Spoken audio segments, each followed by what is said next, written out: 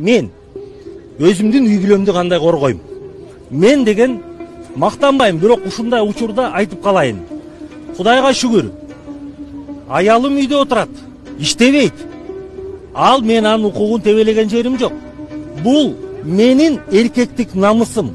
Мен эркек болуп жаралган соң өзүмдүн сүйгөн жарымды багышым керек.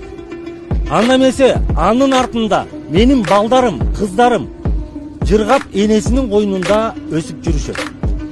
Ошону менен бирге жубайым тамакты ушундай сонун жасайт. Бардыгы рахатта. А эң негизгиси энем төрдө эчтеке кылбай эс алып отурат. Мына бул кыргыздын табияты, улууну урматтоо деген.